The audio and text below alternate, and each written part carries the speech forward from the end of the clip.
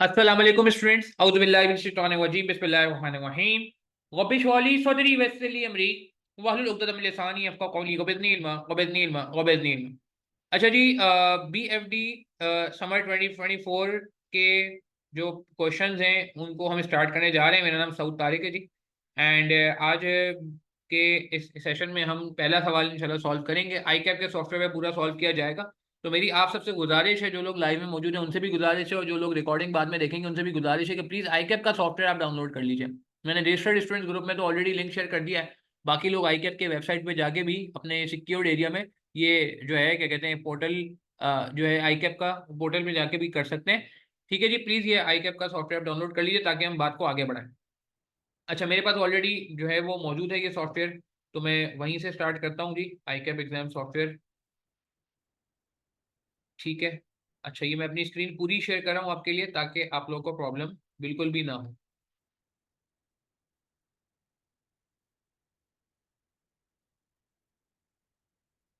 अच्छा जी, ये फायरफॉक्स की स्क्रीन थी, ये मैंने आई कैप का सॉफ्टवेयर ओपन कर लिया है।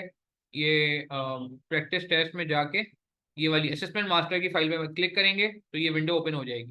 तो यहाँ पे आईडी पासवर्ड डालना है। आईडी पासवर्ड मेरे पास ऑलरेडी मौजूद है जी। How to run practice test के नाम से एक फाइल है, ये वाली जो फाइल है ना, how to run practice test, ये भी मैंने उस फोल्डर में डाल दी। अगर आप मेरा फोल्डर फॉलो करें जो मैंने शेयर किया था, ये रहा how to run practice test.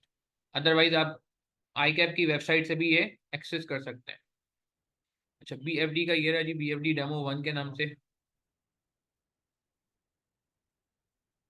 और पासवर्ड जो है वो इसका वहीं लिखा हुआ है, C5$123।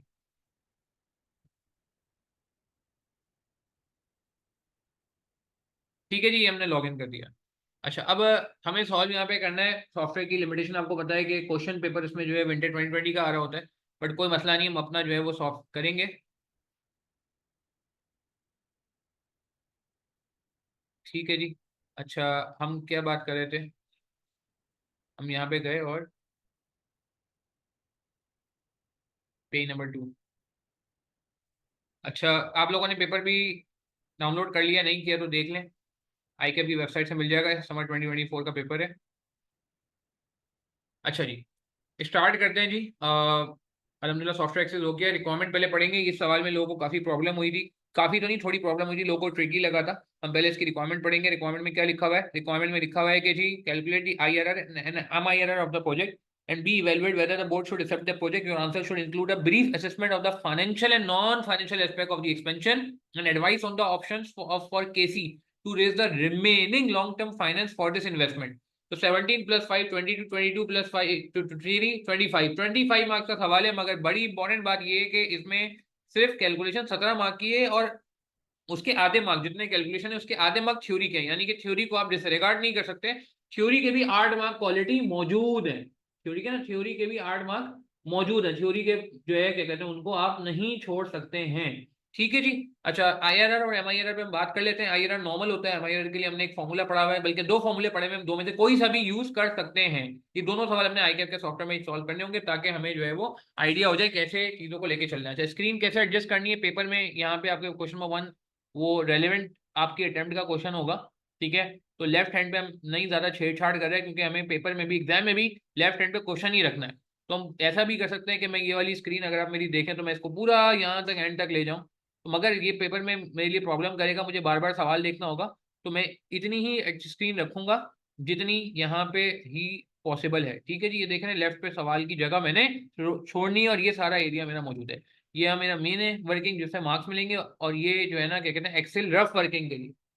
ठीक है, MIRR आपने नहीं किया तो MIRR में जो है ना क्या कहते हैं अभी नहीं, वो फॉर्मूला बता दूंगा। तो जब आप इंशाल्लाह MIRR करेंगे तो फिर आपको प्रॉब्लम नहीं होगी। ठीक है, MIRR को बाद में करते हैं, पहले IRR कर लेते हैं। कैसे बात आपकी वैलिड है, हो सकता है किसी ने MIRR अभी तक नहीं पढ़ा हो इस टाइम पे, जिस टाइम पे हम ये क्लास लाइव कंडक्ट कर रहे हैं। बट ठीक है, कोई मसला नहीं है, मैं आपको बता दूंगा। बहुत ही आसान सा कॉन्सेप्ट है, पहले हम IRR कर लेते हैं तो MIRR में इतना प्रॉब्लम नहीं होगा। अच्छा ठीक है जी, सवाल शुरू करते हैं पढ़ना। सवाल हमने पढ़ लिया, क्वेश्चन की रीडिंग शुरू करेंगे। For the purpose of this question assume कर लें टुडे 31 दिसंबर 2024। वैसे 31 दिसंबर 2024 आज नहीं है, मगर सवाल के लिए मान लें कि यही है। You work in the finance department of KC refinery limited, KC। a public listed company based in Karachi. KC refines crude oil. The board are currently appraising a significant project that will upgrade and expand the current refining process. Upgradation हो रही है जी, हम अपने जैसे project को नया project लगा रहे हैं जो कि अपग्रेड भी करेगा और एक्सपेंड भी करेगा रिफाइनिंग प्रोसेस को। अच्छा, आगे हमसे कह रहे हैं the upgrade will not only expand the refinery capacity by 3 times but also enable a change in production process from simpler hydro skimming to a deep conversion refinery। आपको पता है हमारा तरीकेकार ये होता है, हम डेटा बनाते हैं कुछ। तो पहला डेटा ये है कि हमने एक्सपेंशन प्रोजेक्ट लगा लिया, ठीक है। एक्सपेंशन प्रोजेक्ट का पर्पस क्या है, कैपेसिटी 3 टाइम्स बढ़ रही है। अगेन ये हम सॉफ्टवेयर पे ही इतना कर लेंगे, कोई मसला नहीं है। अच्छा, सॉफ्टवेयर को कैसे स्मार्टली यूज कर सकते हैं, ये हमारी आज की कोशिश होगी कि हम सॉफ्टवेयर को स्मार्टली यूज करें। इवन तो मैंने ऑलरेडी बहुत सारे क्वेश्चन आपको सॉफ्टवेयर प्रैक्टिस करा दिए हैं, मगर स्टिल मैं चाहूंगा कि ये सवाल भी आज हम रीसेंट अटेम्प्ट का सॉफ्टवेयर पे ही सॉल्व करें, ठीक है जी। अच्छा, आगे बढ़ते हैं। आगे क्या कह रहे हैं, आगे हमसे कह रहे हैं कि भैया 3 गुना कैपेसिटी बढ़ जाएगी, और प्रोसेस भी वो कह रहे हैं कि पहले हम रीडिंग अच्छी कर लेते हैं ताकि हमें प्रॉब्लम ना हो। और change in the production process change हो जाएगा from simpler hydro skimming to deep conversion refinery. Change in the production process होगा, ये आपने ध्यान में रखना है।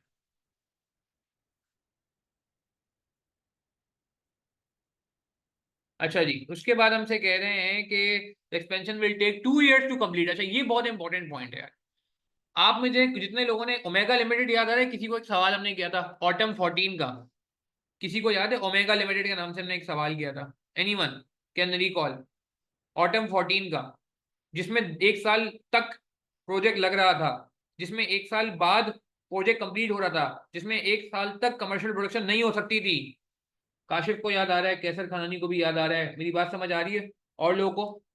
बिल्कुल। तो हमने सेल कहाँ से स्टार्ट की थी, सभी को भी याद आ रहा है बिल्कुल, कि सेल हमने फिर कहाँ से स्टार्ट की थी? सेल फिर हमने ईयर 1 से स्टार्ट नहीं की थी, 1 साल बाद यानी कि ईयर 2 से स्टार्ट की थी। कॉस्ट हमने फिर ईयर 1 से स्टार्ट नहीं की थी, यानी कि 1 साल मजीद बाद ईयर 2 से स्टार्ट की थी, क्योंकि ईयर 1 तक तो प्रोजेक्ट लग रहा था। यहाँ पे कितना, यहाँ पे 2 साल लग रहे हैं, ये बात बहुत इंपॉर्टेंट है।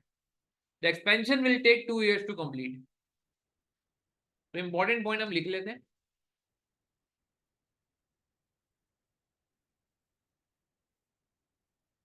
ठीक है जी, एक्सपेंशन को खत्म करने को वो करने के लिए 2 साल लगेंगे, एक्सपेंशन कंप्लीट करने के लिए 2 साल लगेंगे। And will enable KC to produce environmentally friendly fuel such as Euro V compliant high speed diesel and petrol. That production of high sulphur furnace oil will continue to the at the original refinery as there is still demand for this product despite environmental cost. 2 possible location for the expansion are considered. कहानी थोड़ी ज्यादा है जी, कोई बात नहीं, पढ़नी पड़ेगी, ठीक है, पढ़नी पड़ेगी कहानी। 2 possible locations for the expansion were considered as part of the feasibility report, one on a brownfield site and other a greenfield site, both situated close to Karachi port. The brownfield site offered several advantages and so the decision has been made to use this location. Brownfield site को use करें। The board estimated the cost of the initial project feasibility study amount to 175 million. Feasibility study का बता दें क्या होगा? क्या feasibility study की cost relevant होती है या नहीं होती है, ये बात करते करते हमारी उम्र आ गई। हाँ जी, फीजिबिलिटी स्टडी को हम क्या करते हैं, क्या हम रेलेवेंट लेते हैं? बिल्कुल सही का, कैसा सही कह रहे हैं काशिफ, सही कह रहे हैं शबी, और लोग भी प्लीज, काफी सारे माशाल्लाह लाइव में आप लोग चैट के थ्रू पार्टिसिपेट कर सकते हैं। BL सही कह रहे हैं, इररेलेवेंट है जी, इग्नोर किया जाएगा। संग कॉस्ट है, पास्ट कॉस्ट है, इररेलेवेंट है डिसीजन मेकिंग के लिए। ये पूरे प्रोजेक्ट पैराग्राफ की कोई फायदा नहीं हुआ। आगे बढ़ते हैं। Investment, one advantage of the brownfield site is that significant part of the site's infrastructure can be repurpose. This include the use of storage tank and underground pipes connecting to the port. This saves the company $1 billion in initial cost when compared to the greenfield site। ये दोनों साइडों को compare कर रहा है।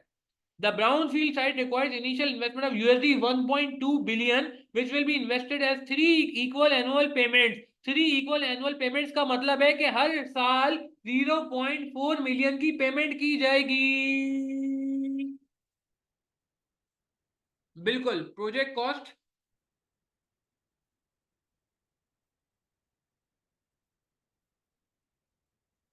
$1.2 billion, 3 installments, 0.4 million, 0.4 billion. 1 billion में 1000 million होते हैं, 400 मिलियन भी कह सकते हैं। ठीक है, मगर ये होगी कब पेमेंट? ये पेमेंट कब होगी? The first phase is due to pay start immediately and $0.4 billion will be required in January 2025। तो मुझे बता दें, payment start of the year हो रही है हर साल के, या एंड ऑफ द ईयर हो रही है? अभी अभी क्लियर है? इसको पेज को नीचे कर दिया मैंने। जी काशिफ, अभी क्लियर है कि जो जो ठीक हो गया? स्टार्ट ऑफ द ईयर हो रही है या एंड ऑफ द ईयर हो रही है? स्टार्ट में हो रही है, तो इसका मतलब पहली पेमेंट होगी ईयर जीरो पे। ईयर जीरो पे फिर कब होगी? ईयर वन पे, और फिर ईयर टू पे। एग्री करते हैं? वन का मतलब स्टार्ट ऑफ ईयर वन, नहीं end of year one. Two का मतलब end of year two. Start of the year का मतलब है कि जब हम कैश फ्लो में इसको कब रिकॉर्ड करेंगे? कैश फ्लो में तो एंड पे रिकॉर्ड करते हैं ना। तो जो पहली पेमेंट है वो ईयर जीरो पे रिकॉर्ड होगी कैश फ्लो में, एग्री करते हैं? दूसरी पेमेंट ईयर वन पे रिकॉर्ड होगी, और तीसरी पेमेंट ईयर टू पे रिकॉर्ड होगी। यानी कि ईयर वन का स्टार्ट, यानी कि ईयर टू का स्टार्ट, यानी कि ईयर थ्री का स्टार्ट जो कि ईयर टू में रिकॉर्ड होगा, ईयर टू का स्टार्ट जो ईयर वन में रिकॉर्ड होगा, ईयर वन का स्टार्ट जो ईयर जीरो पे रिकॉर्ड होगा। क्या ये बात समझ आती है? Are we clear till this point? Agree करेंगे? ठीक है जी। अच्छा आगे बढ़ते हैं। आगे हमसे कह रहे हैं कि KC do not intend to hedge against any exchange rate movement and will purchase the USD at the spot rate when the payment are due. Forex को इसमें मिक्स नहीं किया, हेजिंग को इसमें मिक्स नहीं किया। हो सकता है कभी जिंदगी में आगे जाके करें, मगर अभी इसने हेजिंग को अलग रखा है, हेजिंग इस सवाल में नहीं होगी। तो हमारा एक पूरा टॉपिक है फॉरेक्स का, बाद में देखेंगे। A further advantage to the brownfield site is that tax relief is given in full or for any capital expenditure with 100% of the cost being deductible for tax purpose. क्या मतलब हुआ? ऐसा हमने किसी रिसेंट अटेम्प्ट में भी देखा था आई गेस। आप रिसेंट अटेम्प्ट के क्वेश्चन देखोगे ना, इस दिसंबर 23 या समर 23 में से किसी एक में भी, आई थिंक किसी एक में ये चीज आई भी है। क्या कह रही है आपसे? क्या कह रही है आपसे? ये कह रहे हैं 100% कॉस्ट डिडक्टेबल होगी टैक्स पर्पज के लिए, यानी कि पूरा डेप्रिसिएशन अलाउ हो जाएगा, 100% डेप्रिसिएशन अलाउ होगा सेम ईयर में। इसमें एक छोटा सा पॉइंट है जो आपको ख्याल रखना होगा, जो आई थिंक 2013 में रखना पड़ा था। सेम ईयर में अलाउ कर।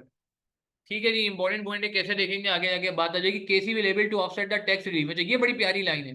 केसी will be able to offset the tax relief against profit on the original refinery, so relief will be obtained in the year of expenditure.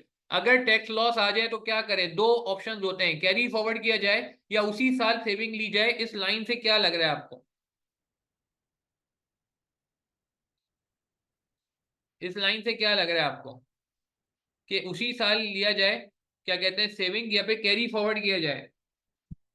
Very good Kashif, सही कहा आपने। Saving लेंगे सेम ईयर, या हम carry forward करेंगे। सभी सही कह रहे हैं आप। और बताएं कैसर खनानी, आप भी बता दो। फास्ट कंप्यूटर ने बिल्कुल सही कहा जी, बिल्कुल सही। जब तक जितने जवाब आए सही आए। कैसर आपकी बात भी बिल्कुल सही है, खुद ही कह रहा है। ये एंग्रो वाली एग्जांपल याद है? ऑल्पर वाली एग्जांपल याद है जो मैंने नॉर्मल क्लास में दी थी, कि अगर ऑल्पर का लॉस आ भी जाए तो एंग्रो के बाकी प्रॉफिट से एडजस्ट हो जाता है। सही है ना? जो मैंने अक्सर मैं आपको वॉइस मैसेज जब आप करते हो उसका भी जवाब में मैं ये बातें करता हूँ। ठीक है, तो इसका मतलब है कि अगर लॉस आ भी गया तो सेम ईयर में आपको सेविंग लेनी पड़ेगी। Tax saving to be taken in the same year.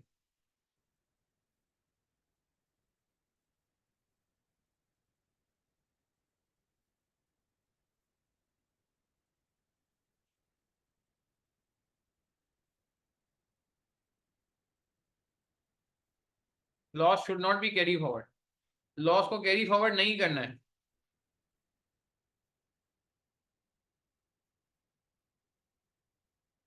Carry forward का सीएफ लिख दिया। ठीक है जी, बात समझ आ रही है? ग्रुप रिलीफ कह लें एक तरह से।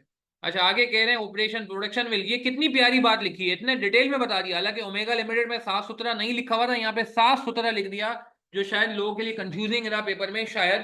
Production will commence in year 2 years time which such that the first operating profit will arise in the year ending 31st December 2027। पहला प्रॉफिट ईयर टू में आएगा, थ्री में आएगा। आप 2024 में आज खड़े हुए हो, प्लीज सोच के बता दो। ये इंपॉर्टेंट पॉइंट है, हालांकि ये आपकी आसानी के लिए लिखा हुआ है, मगर लोगों को ये बात समझ नहीं आई। प्रोडक्शन 2 साल बाद शुरू होगी। यूजुअली प्रॉफिट ईयर वन से आना शुरू करता है, यहाँ पे प्रॉफिट कब से आना शुरू होगा? नॉर्मली प्रॉफिट ईयर वन में आना शुरू होता है, मगर यहाँ प्रॉफिट कब से आना शुरू होगा? यूजुअली प्रॉफिट ईयर 1 में आना शुरू होता है, इधर प्रॉफिट कब से शुरू होगा ये बता दो प्लीज। ये कंफ्यूजिंग पॉइंट था बच्चों के लिए, हालांकि होना नहीं चाहिए। हम ओमेगा लिमिटेड देख चुके हैं ऑटम 14 अपने यूजुअल लेक्चर में, इन्वेस्टमेंट अप्रेजल बेसिक्स में। सही कह रहे हैं काशिफ, सही कह रहे हैं केसर खनानी, सही कह रहे हैं शबी, बिल्कुल सही कह रहे हैं। बाकी लोग भी ट्राई करें ना, माशाल्लाह काफी लोग लाइव में। आपको क्या लगता है कि इसकी जिंदगी का पहला प्रॉफिट कौन से साल रिकॉर्ड होगा? ईयर 1 में, 2 में या 3 में? मोहम्मद बिल्कुल सही कहा। इसका मतलब है कि 2 साल तक तो काम ही नहीं होगा। Profit will arise from year 3। Profit का मतलब है सेल भी ईयर 3 से आएगी। Very good. ठीक है जी, 2 साल तो लग रहे हैं बिल्डिंग बनने में, 2 साल तो लग रहे हैं एक्सपेंशन प्रोजेक्ट होने में। तो सेल आते आते, कॉस्ट आते आते, प्रॉफिट आते आते। बिल्कुल सही है अवैध जोसानी, सही कह रहे हैं फास्ट कंप्यूटर, सही कह रहे हैं मोहम्मद, वेरी गुड पॉइंट, जबरदस्त। बाकी लोग भी सही कह रहे हैं कि 30 साल होगा। The investment is expected to increase production significantly by 2.5 million tonne per annum. 3 times बताया हुआ था, यहाँ पे इसने एग्जैक्ट बता दिया। देखें ये डेटा बहुत इंपॉर्टेंट होगा, पेपर में भी ये डेटा बनाइएगा आप। एडिशनल वॉल्यूम कितना आ रहा है?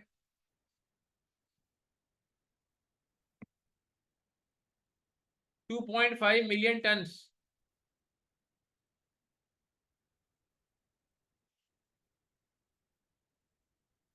ठीक है जी, और क्या कह रहे हैं हमसे?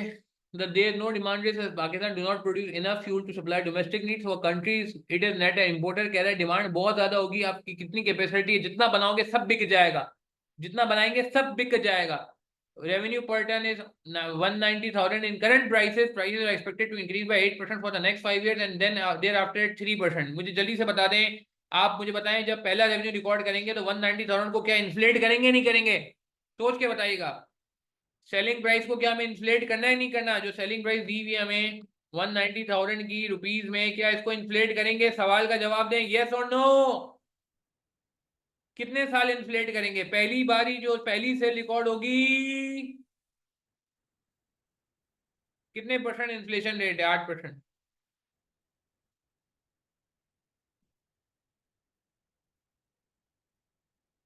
हाँ, बिल्कुल सही कहा काशिफ, सही कह रहे हैं कैसर, वेरी गुड। सही कह रहे हैं फास्ट कंप्यूटर, सही कह रहे हैं काशिफ, सही कह रहे हैं शबी, बिल्कुल सही कहा आपने कि पावर लगेगी पावर 3, क्योंकि तीसरे साल पे जाके सेल आएगी तो आपको तीसरी पावर लगानी होगी। क्या मैं आपको एक टास्क दे दूं छोटा सा, अभी जाने से पहले, नमाज के ब्रेक से पहले? नमाज का ब्रेक अभी करेंगे तो इन्फ्लेट होगा at 10% for 5 years and then by कितने परसेंट लिखा हुआ है बाद में? होगा 3%। अच्छा, आगे क्या कह रहे हैं? आगे कह रहे हैं other earns infrastructure is in place the gross margin are expected to be 12%। Gross margin 12% होगा, this is slightly higher than the current margin of 10%। तो ग्रॉस मार्जिन कह रहे हैं आपसे कितना है? ग्रॉस मार्जिन आपसे कह रहे हैं कितना है? 12% है। तो इसका मतलब है हमें भी ज्यादा स्टार्टिंग पॉइंट हमारा मार्जिन हो जाएगा। जब हम मेन स्ट्रक्चर बनाएंगे तो हमारा स्टार्टिंग पॉइंट मार्जिन होगा। प्लीज पेपर में टाइम बचाना है आपने।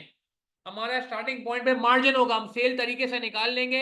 वॉल्यूम हमें पता है, सेलिंग प्राइस हमें पता है, इन्फ्लेशन का रेट हमें पता है, सेल रेवेन्यू अभी हमने निकालना है। ये मैं भी आपको टास्क दूंगा, आपसे काम कराऊंगा, ताकि आपका कॉन्फिडेंस बढ़े, ताकि आपका कॉन्फिडेंस बढ़ेगा। Gross profit margin 12%। नहीं नहीं नहीं, पूरा ये एडिशनल पे काम करें ना शबी, पूरे हम एडिशनल पे काम करेंगे। 2.5 मिलियन एडिशनल वॉल्यूम है, तो हम पूरा 12% देंगे इसको। ये सारा डेटा 12% का है ना। देखें ये इतनी 2% नहीं, 2% उस वक्त होता जब मैं एग्जिस्टिंग 2.5 मिलियन पे 10% कमा रहा होता। मैंने तो 2.5 मिलियन था ही नहीं, इस पे मैं डायरेक्ट 12% कमाऊंगा। तो रेवेन्यू को 12% में मल्टीप्लाई करेंगे, ग्रॉस मार्जिन आ जाएगा। अच्छा, एक बहुत इंपॉर्टेंट इन्फॉर्मेशन है भाई आपके लिए।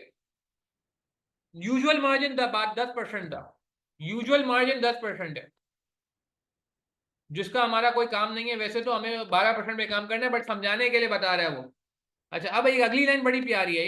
इन्फॉर्मेशन एक एग्जामिनर ने छुपाई हुई थी, अभी आप देखते हैं आप पकड़ पाते हो नहीं पकड़ पाते। एक इन्फॉर्मेशन छुपी हुई थी जो सामने नजर आएगी। The operating profit margin is 9 currently 9%। However the board anticipate a reduction in this due to inflationary pressure on operating cost. कह रहे हैं मार्जिन 9% है ऑपरेटिंग प्रॉफिट का, जो कि कह रहे हैं कम होगा क्योंकि इन्फ्लेशन आ रहा है। The operating cost are expected to increase at 10% per annum from current prices for the next 3 years and 5% per annum thereafter. मुझे दो सवाल है मेरे आपसे। पहला सवाल ये है कि ऑपरेटिंग प्रॉफिट करंटली कितने हैं, ऑपरेटिंग एक्सपेंसेस करंटली कितने हैं, बता सकते हैं आप? क्या आप मुझे ऑपरेटिंग एक्सपेंसेस परसेंटेज में बता सकते हैं आज कितने थे, सेल्स का कितने परसेंट है आज?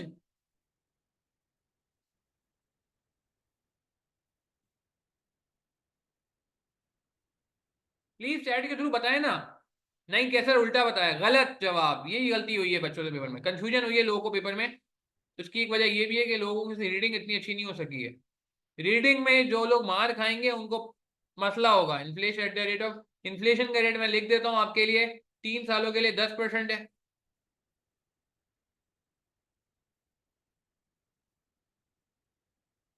And then bye 5%। जी मेरा सवाल का जवाब दें। नहीं, सभी गलत कह रहे हैं, मैं कह रहा हूँ ऑपरेटिंग एक्सपेंसेस कितने परसेंट है अभी सेल्स का।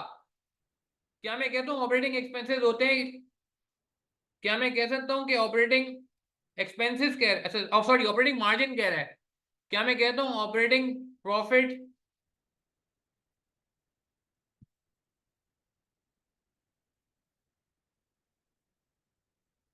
9% है प्रॉफिट, 9% एक्सपेंस नहीं है। क्या मैं कह सकता हूँ कि ऑपरेटिंग प्रॉफिट जो होता है,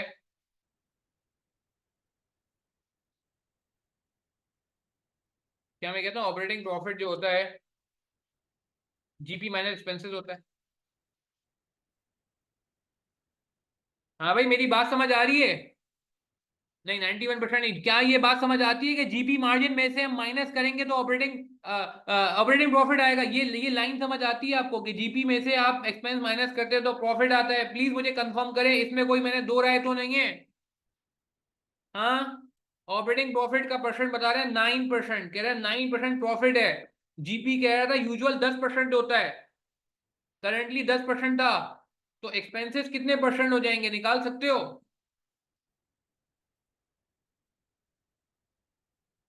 नहीं समझ आई बात? अरे बाबा, ऑब्वियस है ना कि वो कह रहे हैं जीपी मार्जिन 10% होता है और एनपी मार्जिन 9% है, तो बाकी एक्सपेंस सिर्फ 1% होगा ना यार। नहीं समझे बात को? मुझे बताओ, ये बात समझ आ रही है? मैं वापस रिपीट कर रहा हूँ बात को कि अगर आपका जीपी मार्जिन 10% है, करंटली करंटली करंट की बात कर रहा हूँ, और ऑपरेटिंग मार्जिन 9% है, तो एक्सपेंसेस सिर्फ 1% होंगे ना प्रॉफिट के, तो प्रॉफिट 9% है, और ये भी प्रॉफिट ही है, ग्रॉस प्रॉफिट ही 10% है। मेरी बात समझ आई? फास्ट कंप्यूटर, ऑपरेटिंग प्रॉफिट 9% है, प्रॉफिट प्रॉफिट, फास्ट कंप्यूटर आपसे बात हो रही है, आपका नाम ये याद है ना, और ग्रॉस प्रॉफिट 10% है। अच्छा, अब आप लोगों से मेरा टास्क है छोटा सा, ठीक है? यार आप लोग प्लीज मेरे लिए काम ये करो, सेल ईयर 1 में, 2 में, 3 में, 4 में, 5 में, सेलिंग सेल होती है यूनिट्स या वॉल्यूम इनटू सेलिंग प्राइस, यही होती है, तो रेवेन्यू आ जाता है।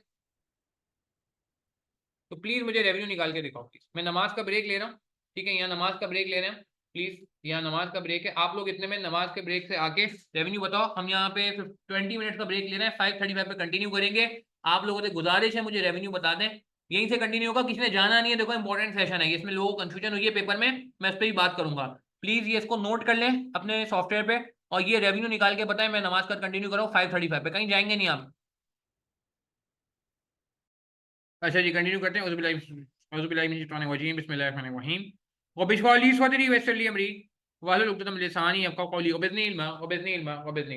अच्छा जी, क्या बात हुई थी हमारी? ईयर 01 पे रेवेन्यू आएगा या यस और नो? क्या बात हुई थी हमारी? क्या रेवेन्यू ईयर 1 पे रिकॉर्ड करेंगे, हाँ या ना? जी, चैट के थ्रू बताएं, रेवेन्यू कब से रिकॉर्ड करना था, क्या बात हुई थी हमारी? जी ठीक है, ईयर 1 में नहीं आएगा रेवेन्यू, ईयर 2 पे भी नहीं आएगा, क्योंकि 2 साल तो प्रोजेक्ट में लगेंगे, बिल्कुल सही बात है, हमने बात की थी कि थर्ड ईयर से आएगा, प्रॉफिट भी थर्ड ईयर से आएगा। तो 0 0 यहाँ पे आएगा नीचे, एक्सेल में हम यहाँ थर्ड ईयर से रिकॉर्ड करेंगे, 1 और 2 चाहे तो ना भी लिखे हम, ठीक है? इसको मैं 0 0 कर देता हूँ। तो यहाँ पे 3 में रेवेन्यू वॉल्यूम वही रहेगा 22.5 मिलियन टन, तो मैं मिलियंस में बातें कर रहा हूँ, तो इसको हम जो है वो मिलियंस में रहने दें, 2.5 2.5 2.5, ठीक है जी। और इसको जो है ना, शेयरिंग प्राइस को हम एक्चुअल लिख लेते हैं, वॉल्यूम हमने ऑलरेडी मिलियन में लिख दिया है। ठीक है, सेलिंग प्राइस उसने कितनी की थी, 190,000, मगर 190,000 प्रॉब्लम है ना, तो क्या करेंगे हम, ब्रैकेट में इसकी वर्किंग लिख लेते हैं समझाने के लिए। 190,000 जो सेलिंग प्राइस थी उसको इन्फ्लेट करना था।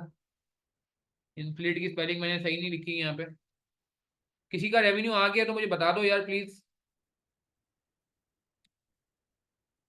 तो 1.08 की पावर 3 लिखना था ना, हमें यहाँ पे लिखना पड़ेगा ये।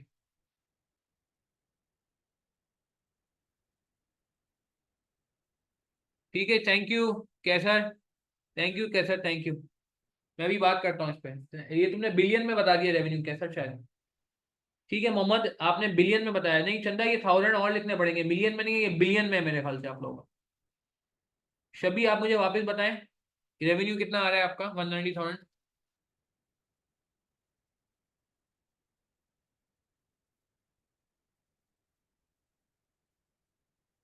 ठीक है, 598,363, ठीक है, 1000 कॉमन ले लेंगे, मिलियन कॉमन ले लेंगे, हाँ सही है, 598,363 इज द राइट आंसर। बिल्कुल सही है। अच्छा, इधर का सेलिंग प्राइस क्या हो जाएगी इसका, 1.08।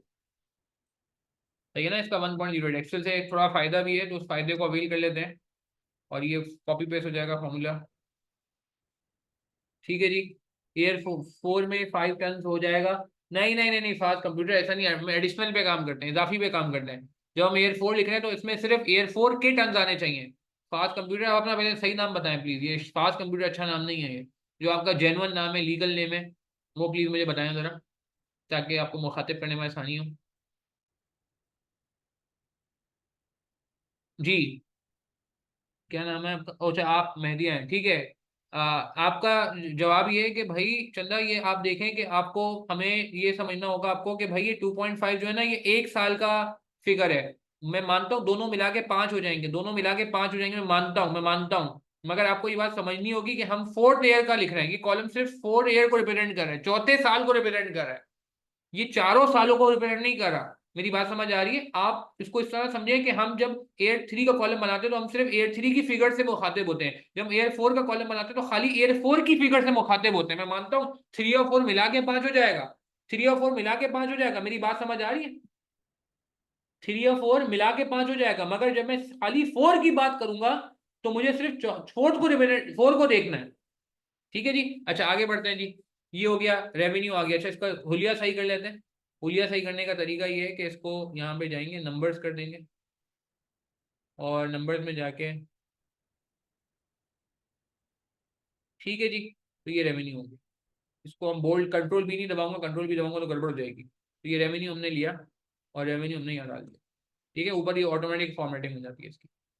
ठीक है ना, ऊपर ऑटो साइजिंग हो जाती है, हमें अलग से कुछ करने की जरूरत नहीं। ठीक है, रेवेन्यू आ गया, अब क्या करें, अब यहाँ पे इसी का ग्रॉस मार्जिन लिख लेते हैं। ग्रॉस मार्जिन कितना हो जाएगा, अगर मैं यहाँ पे स्ट्रक्चर बनाना शुरू कर दूंगा, तो ये नोटिंग कर लिए, मैं उम्मीद कर रहा हूँ। अच्छा, मैं यहाँ पे एक्सेल वर्ड की फाइल भी ओपन करता रहूंगा साथ साथ, जो चीज़ें होती जाएंगी वो मैं वर्ड में पेस्ट करता जाऊंगा।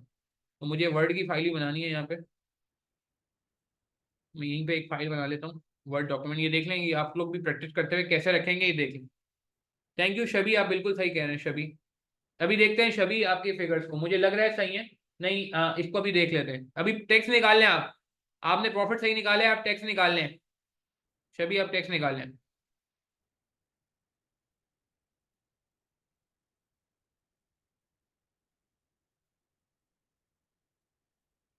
ठीक है जी।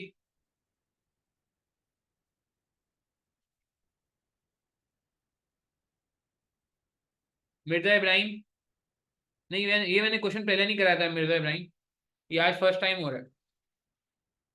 ये क्वेश्चन मैंने इस सेशन में अभी तक नहीं कराया, समर 24 का पेपर तो मैंने अभी आज कराना शुरू किया है। सही है ना।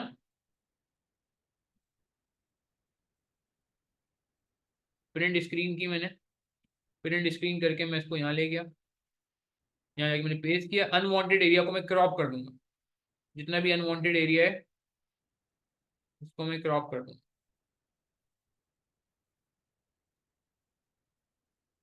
देख ना, ये सब अनवांटेड एरिया ना।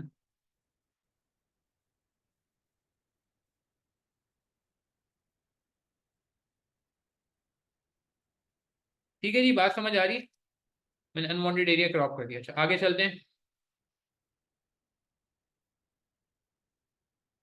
अब मुझे स्ट्रक्चर बनाना है, तो मैं आ जाता हूँ ग्रॉस मार्जिन। अच्छा, अब मैं स्ट्रक्चर बनाने जा रहा हूँ जरा। एयर 0, 1 2 3 4 5। ये देखिएगा, स्ट्रक्चर बहुत इंपॉर्टेंट है।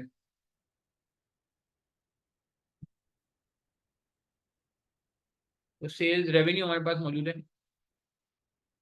रेवेन्यू की जरूरत नहीं है ना, हमें ग्रॉस मार्जिन चाहिए, सॉरी। रेवेन्यू का कितने परसेंट? 12% है। अच्छा, एक काम करते हैं, इसको अलाइन कर लेते हैं कॉलम्स। 1 2 3 4 5 कॉलम अलाइन कर लेते हैं।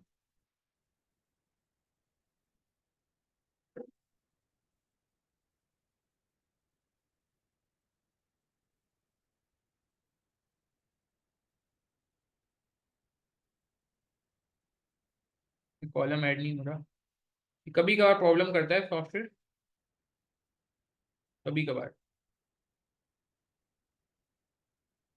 इंसर्ट, अच्छा चलें छोड़, तंग कर रहा है इसको, करने देना, कोई बात नहीं।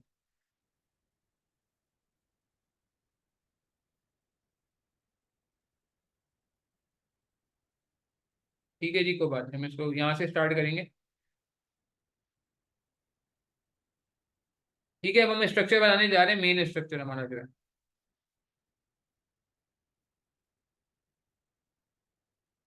प्रोडक्शन कांस्टेंट रहेगी बिल्कुल। अवैस उसने बोला हुआ है प्रोडक्शन हर साल सेम रहेगी ना चंदा? ठीक है अवैस, उसने कहा हुआ है प्रोडक्शन सेम रहेगी। अच्छा, ग्रॉस मार्जिन 12% है भाई सेल्स का, तो ये हमारी रेवेन्यू है, इसका 12% लगा दें।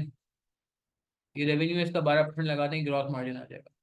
ठीक है जी, ग्रॉस मार्जिन के बाद हम एक्सपेंसेस ले, इसके बाद क्या कहते हैं, एक्सपेंसेस माइनस करने। एक्सपेंसेस 1% ऑफ सेल्स से, याद करें, 1% ऑफ सेल्स से। ईयर वन की एक्सपेंसेस में निकाल लेता हूँ। ईयर वन के एक्सपेंसेस 1% ऑफ सेल्स। ऊपर ऊपर चाहे तो ऊपर भी लिख सकता हूँ, मैं ऊपर नहीं लिखूंगा। करंट कितने? करंट, करंट समझते हैं? करंट सेल्स का 1%। ये जानबूझ के मैं यहाँ से स्टार्ट कर रहा हूँ। ठीक है, जानबूझ के मैं करंट सेल से स्टार्ट कर रहा हूँ, उसकी वजह ये है कि मैं फिर इन्फ्लेट करूंगा ना ऑपरेटिंग एक्सपेंसेस को, इस हिसाब से। सेल पे डायरेक्ट 1% नहीं लगाऊंगा मैं। देखिए एक बात मुझे बताएं, क्या मैं ऐसे कर दूं कि रेवेन्यू का 1% ले लूं? क्या मैं इस रेवेन्यू का 1% ले लूं? एक्सपेंस सही आएंगे गलत आएंगे? प्लीज मुझे पार्टिसिपेट करके बताएं प्लीज, इंपॉर्टेंट पॉइंट है ये, बारीक पॉइंट है। अगर मैं इस रेवेन्यू का डायरेक्ट 1% ले लूं, क्या मेरे एक्सपेंसेस सही आएंगे? सवाल है मेरा, जवाब दें प्लीज। पार्टिसिपेट करें चैट के थ्रू। क्यों मोहम्मद, क्यों? मोहम्मद सही कह रहे हैं, बाकी लोग भी ट्राई करें, माशाल्लाह काफी लोग लाइव में आए हुए हैं। शबी, वो सही है, और कोई रीजन दें शबी, अच्छा रीजन दें और कोई। इसकी वजह यह है कि रेवेन्यू में इन्फ्लेशन का रेट क्या लगा हुआ है? रेवेन्यू में इन्फ्लेशन का रेट क्या लगा हुआ है? 8% लगा हुआ है। और नीचे ऑपरेटिंग एक्सपेंस में इन्फ्लेशन रेट क्या कह रहा है वो कह रहा है 10% लगाओ 3 साल के लिए और फिर 5% लगाओ। तो चूंकि इन्फ्लेशन के रेट्स मैच ही नहीं कर रहे हैं ना यार, आप मेरी बात समझ रहे हैं, इन्फ्लेशन के रेट्स मैच ही नहीं कर रहे हैं, तो मैं इस रेवेन्यू पे जिसमें ऑलरेडी सेल वाला इन्फ्लेशन रेट लगा हुआ है, इन्फ्लेशन रेट दोनों के डिफरेंट है। हाँ बिल्कुल, मेहदी आपको क्लियर हुआ? बाकी लोगों को क्लियर हुआ? कैसर खानानी आपको क्लियर है? अवैध दोसानी, माशाल्लाह हमारे पुराने पुराने स्टूडेंट्स हैं जी, माशाल्लाह पुराने मतलब ये कैफ से हमारे साथ है माशाल्लाह। एंड आई एम ग्लैड कि आप लोग यहाँ भी हमारे साथ हो। दैट गुड, तो क्लियर है ना भाई चंदा आप लोगों को? ठीक है, ये पॉइंट पिक नहीं हुआ था, होना चाहिए था ये, क्योंकि अगर आप डायरेक्ट शॉर्टकट लगाओगे पेपर में तो प्रॉब्लम होगी। ये सवाल लोगों को प्रॉब्लम करके गया है, हालांकि ये सवाल में मुझे तो बहुत ज्यादा डिफिकल्टी इसमें नहीं फेस हुई अल्हम्दुलिल्लाह। खैर, अच्छा, तो एक्सपेंसेस को मैं ऐसे नहीं निकालूंगा, पहले मैं करंट एक्सपेंस निकालूंगा। करंट सेल्स कितनी है? ये मैं ऊपर क्यों लिख रहा हूँ, क्योंकि ये मेन वर्किंग है जो एग्जामिनर देखता है। करंट सेल्स मेरी है 190,000। Current sales into 2.5 ton sales in current terms.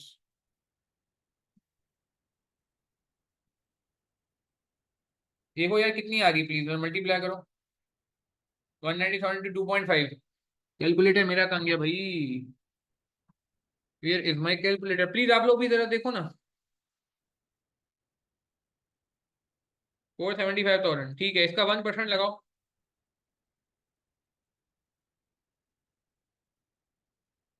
क्योंकि ये मेन वर्किंग है ना, इसलिए मैं इसको एहतमाम से दिखा रहा हूँ, इसमें मुझे पता है लोगों को प्रॉब्लम हुई होगी।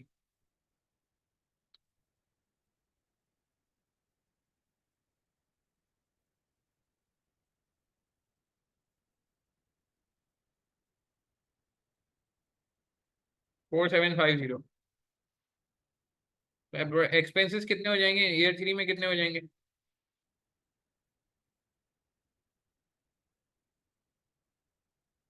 ईयर 3 में कितने हो जाएंगे? इन्फ्लेट करना पड़ेगा 3 साल तक भाई, प्लीज करें।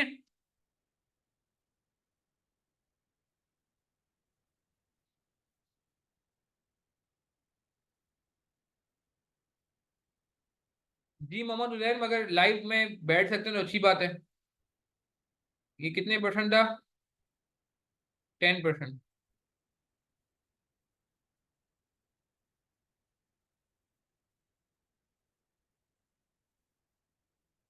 कितना आया?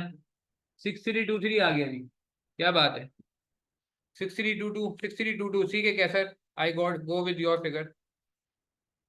ठीक है, तो 6322 यहाँ पे आ गया, वर्किंग में लिख देता हूँ।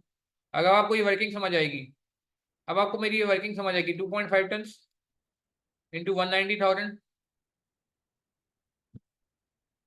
इंटू 1% इंटू 1.1 की पावर 3। मेरी वर्किंग समझ आ रही है अब आप?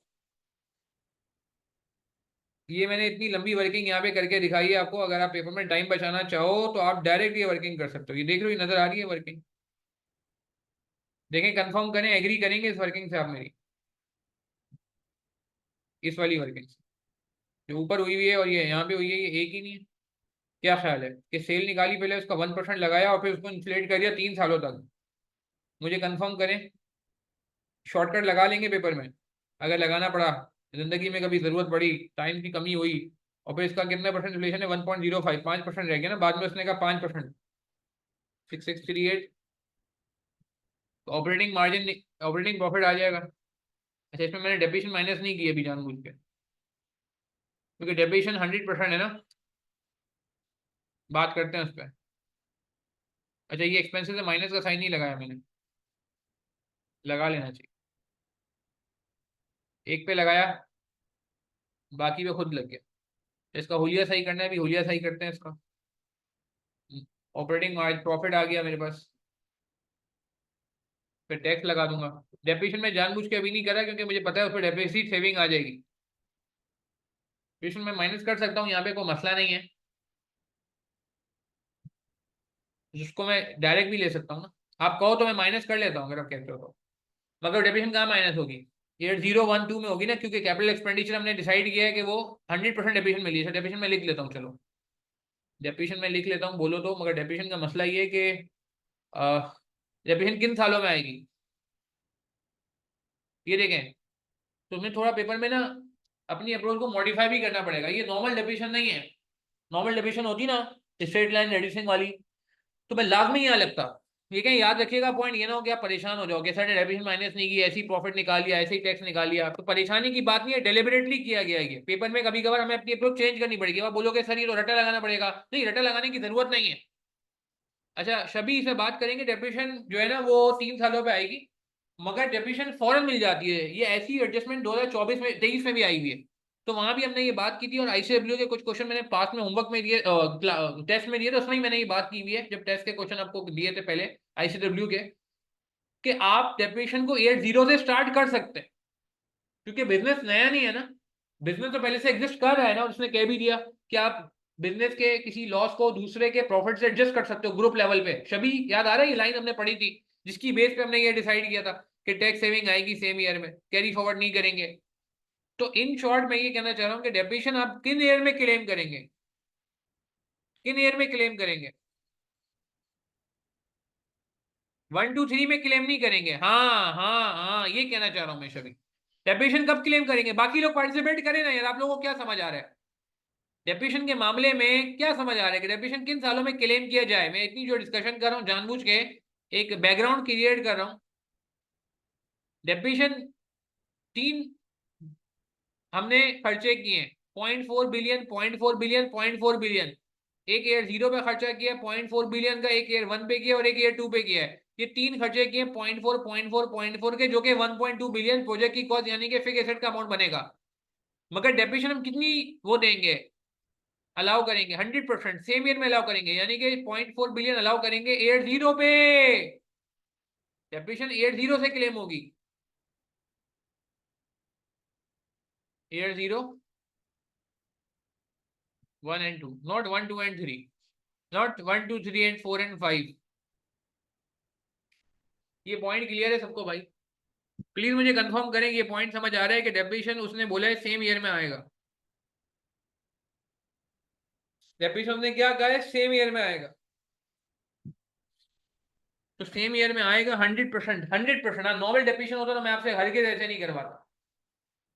नॉर्मल डेफिनेशन होता तो मैं आपसे कहता ऊपर ही माइनस करें, हर के ऐसे नहीं करवाता। हाँ हाँ, अगर बिल्कुल, अगर ये 1, 2 पे, एयर 0 पे कंप्लीट रिकॉर्ड करनी होती, बिल्कुल जिस ईयर में कंप्लीट रिकॉर्ड करनी होगी कैसर, फिर उस केस में सारी डेप्रेशन आ जाएगी। यहाँ पे 3 सालों में डिफरेंट डिफरेंट रिकॉर्ड हो रही है, इसलिए तीनों सालों में डेप्रेशन आ रही है 100%। यानी कि 0.4 बिलियन का जो खर्चा ईयर 0 पे हुआ है वो 0.4 बिलियन ही आप क्लेम कर लोगे। तो वो क्लेम ईयर 0, 1, 2 पे होगा तो हमारी ये रीजन डिस्टर्ब नहीं हो रहा। अभी हमारा ये रीजन डिस्टर्ब नहीं हो रहा। इसको मैं मुनासिब कर देता हूँ, ये झाड़ू, ये जो ये है ना, ये फॉर्मेट प्रिंटर, इससे आप इसको मुनासिब कर सकते हैं। ये देखिए मुनासिब हो गया, देख रहे हैं? ये मुनासिब हो गया। बोल्ड करना है इसको, बोल्ड भी कर सकते हैं, यहाँ से हो जाएगा बोल्ड। वो कंट्रोल भी नहीं चलता है। झाड़ू फेर दें जी, बिल्कुल। ये मेरा एक वो था, क्या कहते हैं, जूनियर, वो कहता था जी मैं झाड़ू फेर देता हूँ। मैंने कहा झाड़ू क्या है? बहुत पुरानी बात है, क्लाइंट पे मैटर पे वो मेरे साथ था, आजकल तो ऑस्ट्रेलिया चला गया, सैफ नाम था उसका, खैर। तो वो उसने मुझे बोला झाड़ू, मैंने कहा यार झाड़ू दिखने में लग तो रही है, हाँ थोड़ी बहुत, थोड़ी बहुत, खैर। अच्छा, फॉर्मेट प्रिंटर की बात हो गई, टैक्स लगा लेंगे 29% पे लगा दें जी, माइनस का साइन हमें लगाना पड़ेगा। तो टैक्स आ गया जी, और फिर इसके बाद ये आ गया नेट प्रॉफिट।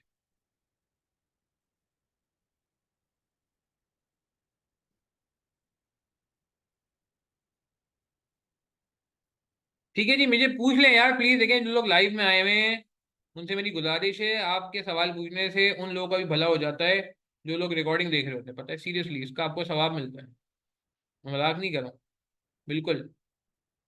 खैर, तो ये हमने इसको मुनासिब कर दिया है, नेट प्रॉफिट आ गया है। अब इसमें इन्वेस्टमेंट माइनस कर लेते हैं।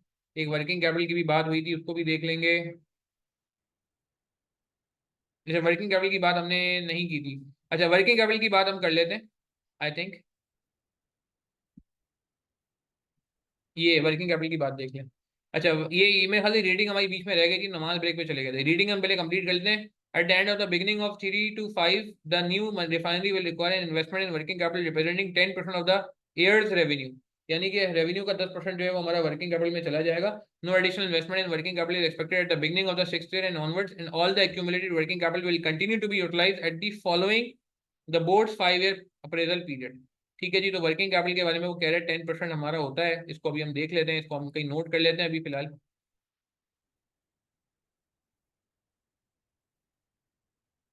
वर्किंग कैपिटल वो कह रहे हैं 10%।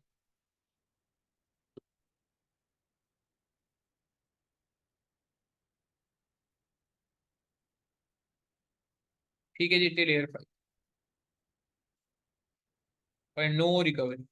रिकवरी नहीं होगी, वो कह रहे हैं आगे इस्तेमाल हो जाएगा। देख रहे हैं, no additional investment in working capital expected at the beginning of 6th year and onwards in all accumulated working capital, जो कि हम एज्यूम करते हैं रिलीज होता है। ये प्लीज गौर से पढ़िएगा, रीडिंग बहुत तगड़ी करनी है। All accumulated working capital will continue to be utilise at the site following the board's 5 year plan. 5 साल के बाद का जो प्लान है जिसमें वो परपेचुटी तक लेके जा रहे हैं या जो भी लेके जा रहे हैं, वो कह रहे हैं वहां पे यूटिलाइज होगा। यूटिलाइज का मतलब है कि ये रीपे नहीं होगा, ये रिवर्स नहीं होगा, ये वापस नहीं मिलेगा, ये रिकवर नहीं होगा, ये सेल ऑफ नहीं होगा। मेरी बात समझ आ रही है? ये ना हो कि आप इसको सेल ऑफ कर दो, पुराना रटा लगा हुआ है, आपका रटा नहीं लगाना है हमने, यहाँ पे कॉन्सेप्चुअल बात करनी है। ठीक है, बात समझ आ रही है? यूटिलाइज का मतलब है कि ये कंटिन्यू टू यूटिलाइज होगा, ये रिकवर नहीं होने वाला, ये इसको हम खत्म नहीं करेंगे, इसको बेच के पैसे नहीं मंगवाएंगे। इन्वेस्टमेंट हम कर लेते हैं, अभी वर्किंग कैपिटल को बाद में देख लेंगे। इन्वेस्टमेंट हमने कितनी कर ली है भाई? माइनस में 400 मिलियन, क्योंकि हमने थाउजेंड मिलियंस को, मिलियंस पे काम कर रहे हैं, रुपीज मिलियन पे काम कर रहे हैं। तो वो जो 0.4 बिलियन जो होता है ना, 0.4 बिलियन, उसमें उसको 1000 से मल्टीप्लाई करो तो 4 लाख बनता है। 4 लाख बनता है।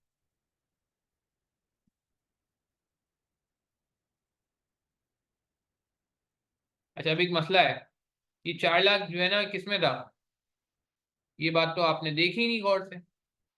ये 0.4 बिलियन था यूएसडी में। देखें, ये बात गौर से देखिएगा, अगेन रीडिंग की बहुत इंपॉर्टेंस है। ये 0.4 बिलियन किसमें, यूएसडी में, 1.2 बिलियन यूएसडी में, और हम रुपीज में काम कर रहे हैं। तो क्या करें जी, यूएसडी का रेट नीचे आ रहा है, वो देखना पड़ेगा हमें। ठीक है, तो इन्फॉर्मेशन आई थिंक पूरी पढ़ लेते हैं, फिर हम यहाँ पे आएंगे। आगे क्या कह रहे हैं, आगे कह रहे हैं कि ठीक है, project appraisal, the project of KC है requested appraisal of the increase in fuel production with the investment is expected to yield projects are appraise at KC over a 5 year period. अच्छा, 5 ईयर का मतलब ये नहीं है कि 7 साल तक चले जाएगा, प्लीज यार ये बात इंपॉर्टेंट है। 5 ईयर का मतलब ये नहीं है कैश फ्लो की लाइफ 5 ईयर नहीं है, प्रोजेक्ट की लाइफ 5 है। ये कैपिटल लास्टिंग में भी आपको पता नहीं याद आ रहा है नहीं आ रहा है, मैंने क्लास में कुछ सवाल करे थे जिसमें लिखा था इन्वेस्टमेंट कभी 1 से 10, कभी कैश फ्लो के लिए लिखा था कि 1 से 10, कभी लिखा होता था 3 से 9, कभी लिखा होता था 2 से 8। याद आ रहा है किसी को ये सवाल हमने किया था इन्वेस्टमेंट कैपिटल लास्टिंग में, इस तरह के 2-3 सवाल किए हैं जिसमें डिफरेंट डिफरेंट पीरियड मेंशन होते हैं, किसी को याद आ रहा है? कैपिटल लास्टिंग में 5-6 प्रोजेक्ट होते थे ABCDEF करके। अब अभी किताब खोल के पीछे जाओगे तो भी नजर भी आ जाएगा। तो वहां भी मैंने आपको बताया था, कभी किसी ने मुझसे क्वेरी रेज की थी 2-3 दिन पहले, तो मैंने उसको यही कहा था कि यार ये देखो, ये प्रोजेक्ट की लाइफ 5 ही रहेगी अगर आपका कैश फ्लो 1.5 से आ रहा है। आज इसकी क्लासिकल एग्जाम्पल है कि अगर कैश फ्लो 2 साल बाद आ रहा है, यानी कि 2 साल आपके वेस्ट हो गए, 2 साल तक आप प्रोजेक्ट लगाते रहे, तो ये नहीं है कि प्रोजेक्ट का 5 की जगह 7 साल हो जाएगा, प्रोजेक्ट की लाइफ अभी भी 5 ही है, यानी कि प्रोजेक्ट की फीजिबिलिटी 5 साल की है। यानी कि अगर 2 साल वेस्ट हो गए तो आप सिर्फ 3 साल बच गए, 3, 4 एंड 5। मेरी बात समझ आ रही है? ये मिसकॉन्सेप्शन नहीं हो जाए कि पता चला आप क्या नहीं यार 7 पे ले जाएंगे, 2 1 2 अगर वेस्ट भी हो गया तो 3 4 5 6 7, ऐसा नहीं है। 3 4 5 6 7 ऐसा बिल्कुल भी नहीं है, मेरी बात समझ आ रही?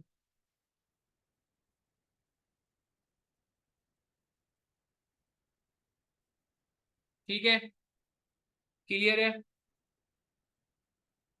आगे बढ़े। सब हो गया, कैसी बात है? अच्छा, अच्छा, 5 मिनट दो मुझे। अच्छा, फिर उसके बाद आगे बढ़ते हैं।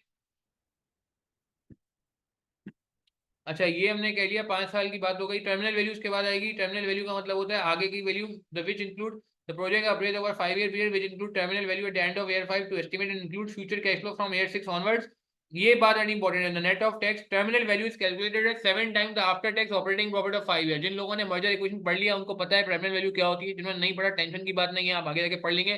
टर्मिनल वैल्यू जो है वो इनफाइनाइट तक की वैल्यू होती है, इनफाइनाइट तक की वैल्यू होती है। प्रोजेक्ट 5 साल बाद खत्म नहीं हो रहा, प्रोजेक्ट 6 7 8 9 10 11 12 बाकी सालों में रहेगा, इनफाइनाइट तक रहेगा, तो उसकी जो उसने वैल्यू बताई वो क्या बताई, 7 times after tax profit of 5 year. यानी कि टर्मिनल वैल्यू जो है वो कह रहा है कि ईयर 6 से लेके, टर्मिनल वैल्यू का मतलब क्या है कि फ्यूचर वैल्यू। ये मर्जर इक्वेशन जब आप पढ़ लोगे तो आपको और समझ आ जाएगा। फ्यूचर वैल्यू टिल इन्फिनिटी, जिसको मैं कह सकता हूँ कि ईयर 6 टिल इन्फिनिटी। तो टर्मिनल वैल्यू कितनी हो जाएगी?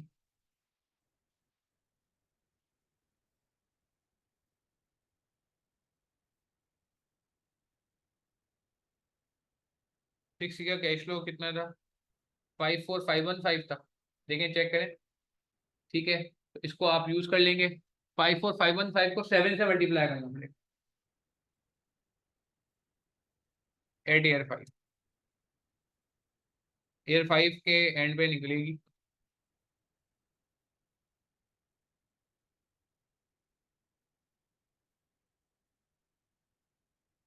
कितना बनता है ये मल्टीप्लाई कर लो। ठीक है जी, आगे के लिए आगे क्या बता रहे हैं, आगे कह रहे हैं कि the historical accepted project that exceed target IRR of 15%, the newly appointed CFO has recently expressed concern that the IRR exaggerate the return of the project and the MRR calculation might be more suitable. The CFO has calculated the current cost of capital is 12%, वैक 12% है जी।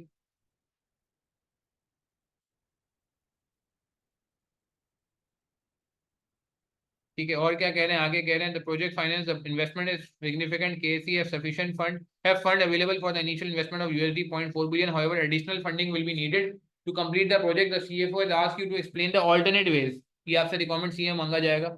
बाकी tax rate बता रहे हैं 29% है, यहीं पे लिख लेते हैं।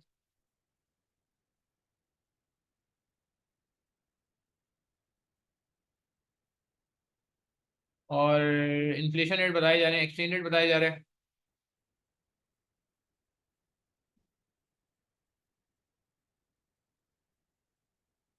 असल में देखें, एज्यूम किया जाता है जब पेपर में बैठे हो तो आपको सब कुछ आता है।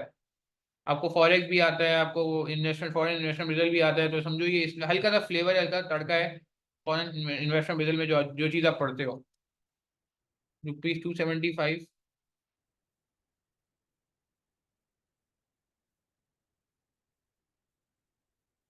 पर डॉलर। ठीक है, और इन्फ्लेशन रेट बताए मैं।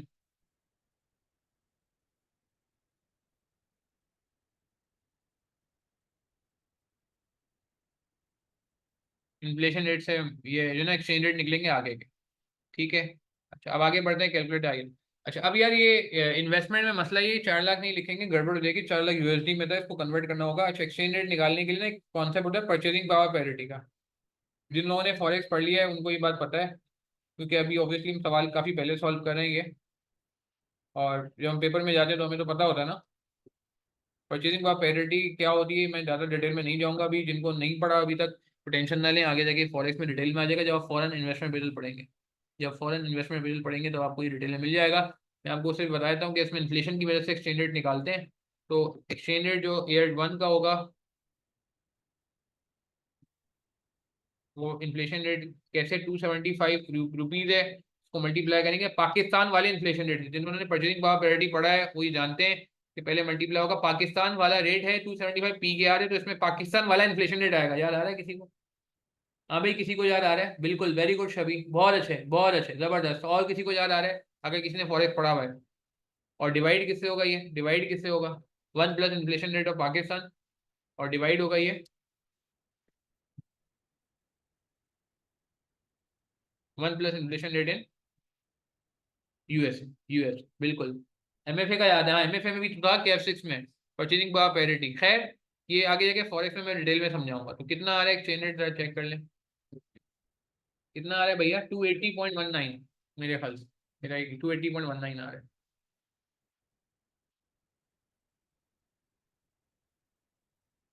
और एयर 2 का निकालना है, इसी तरह आप एयर 2 का भी निकाल सकते हैं। तो उसमें 280.19 को ऊपर रख लें, तो ये कितना आ रहा है? 285.48। इसको मल्टीप्लाई करेंगे। अब ये मल्टीप्लाई होगा 400,000 से। 400 जो था ना, 400,000, ये 0.4 बिलियन जो था, 0.4 से मल्टीप्लाई कर लें। ये 400,000 से, 400 से मल्टीप्लाई कर लें 400 मिलियन से, तो मिलियन में आंसर आ जाएगा। और एयर 0 वाला जो है वो exchange rate now in air 0, इसको मल्टीप्लाई कर लें अगेन, P275, इसको भी 400 से मल्टीप्लाई कर लें। तो ये कितना कितना बनता है, तो मल्टीप्लाई करें, देखें क्या आ रहा है।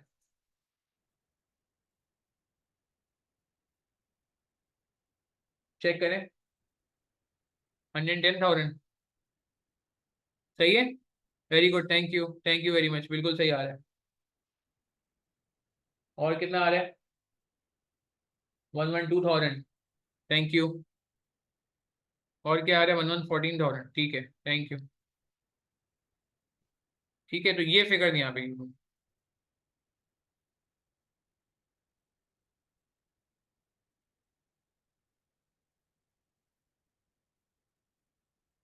ठीक है जी, बात समझ आई? प्लीज मुझे कंफर्म करें कि क्लियर हुआ। एक्सचेंज रेट की मदद से जो है वो इन्फ्लेशन रेट की वजह से एक्सचेंज रेट निकालना परचेसिंग पावर पैरिटी होता है। पाकिस्तान वाला रुपीज में पाकिस्तानी करेंसी थी, तो इसलिए पाकिस्तान वाला इन्फ्लेशन रेट न्यूमरेटर पे आया। और $175, 175 रुपीज,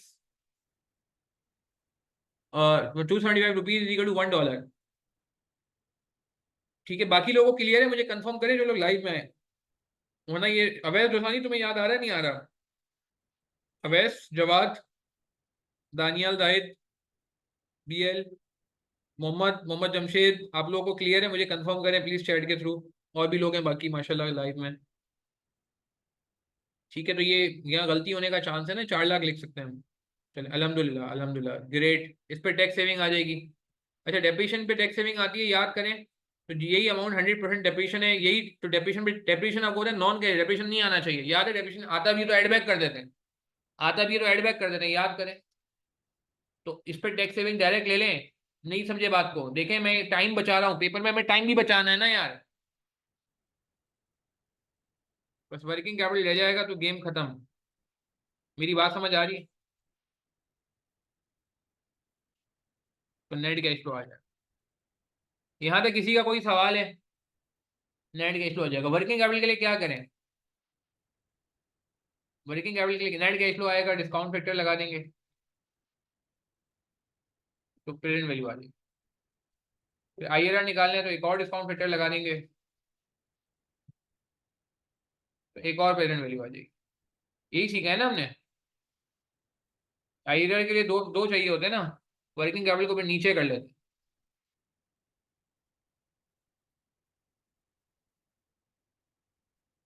वर्किंग कैपिटल को नीचे लिख लेते हैं। वो अच्छा नहीं आ रहा है। वर्किंग कैपिटल कितने परसेंट कह रहा है वो?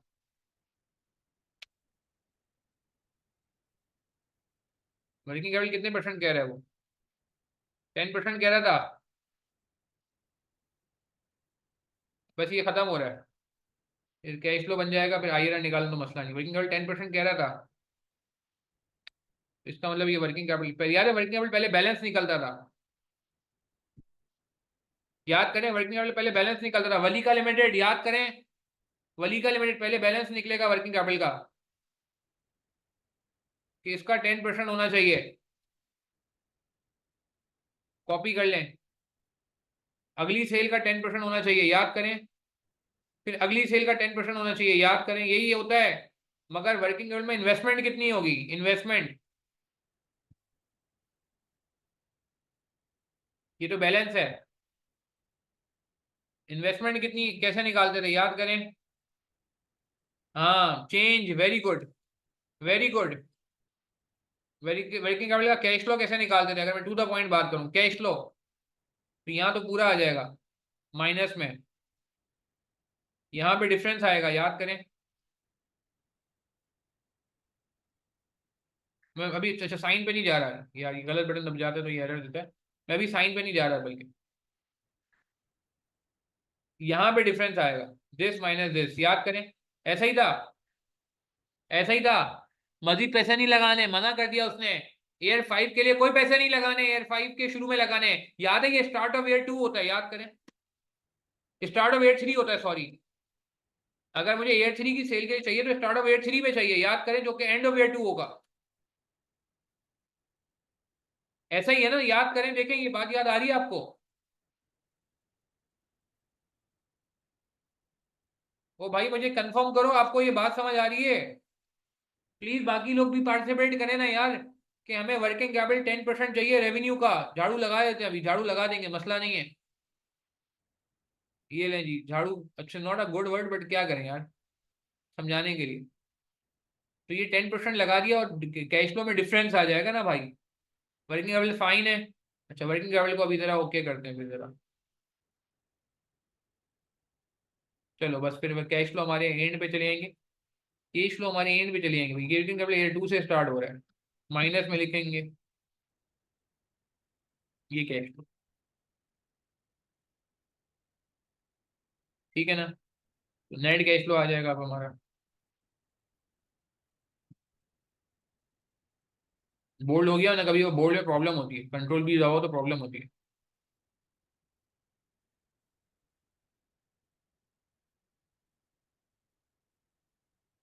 ठीक है जी, नेट कैश फ्लो आ गया। अच्छा, इसमें एक काम और करना, टर्मिनल वैल्यू ऐड करनी थी। टर्मिनल वैल्यू ऐड करनी थी। कहाँ है टर्मिनल? टर्मिनल वैल्यू कब ऐड कर देंगे? ईयर 5 पे। आगे के सालों के लिए ना, वो 6 टू इन्फिनिटी बताती है। तो एट ईयर 5 है वो। ये लिखा हुआ था ना, एट ईयर 5। कहाँ गया? एट ईयर 5 नहीं।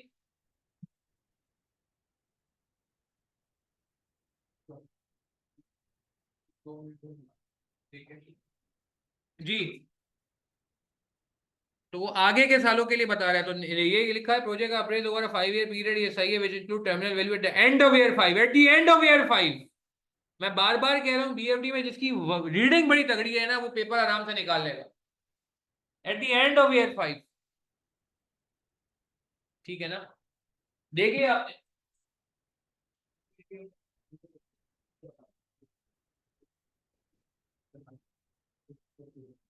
ठीक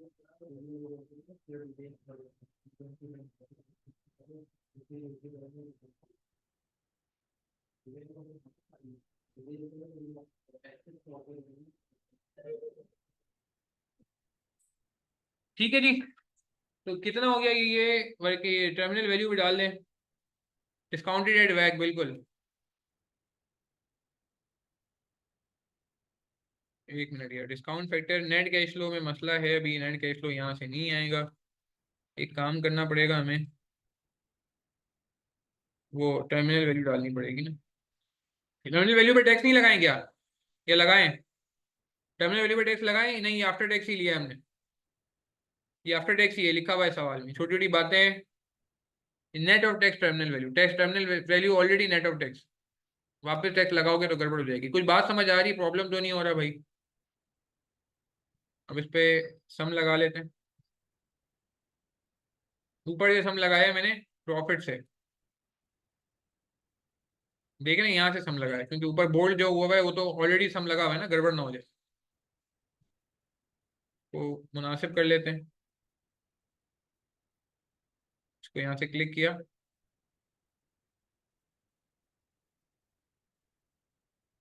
ठीक है जी, इसको यूं कर लेते हैं। रुपीज में कन्वर्ट करना जरूरी था ना यार, गड़बड़ हो जाएगी। और अब finally finally now it's time कि नेट कैश फ्लो आ गया हमारे पास। डिस्काउंटिंग कर लें हम। डिस्काउंट रेट 12% है।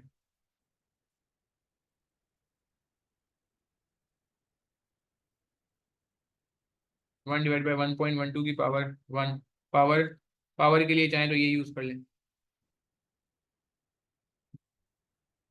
इसको हमें मुनासिब करना पड़ेगा, ये अभी नंबर फॉर्म में लाना पड़ेगा इसको, ऐसे कि हमने ये सही है। और प्रेजेंट वैल्यू निकाल लेते हैं। ठीक है जी, बात समझ आ रही?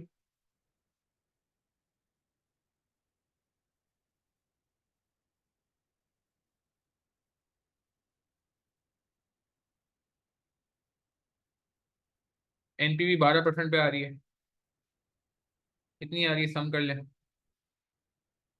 एक्सेल से थोड़ी आसानी हो गई माशाल्लाह। 4 4। अब ये कंट्रोल भी नहीं पकड़ रहा। अब ये मेरा नसीब भाई, अब ये कंट्रोल भी नहीं पकड़ रहा। मैंने कहा ना सॉफ्टवेयर में कभी कभार प्रॉब्लम करता है। 44535, 71,079। ये इसने यहाँ पे शायद राउंड कर दिया, जो भी है। 44534, यहाँ तक किसी का कोई सवाल तो मुझे बता दें प्लीज।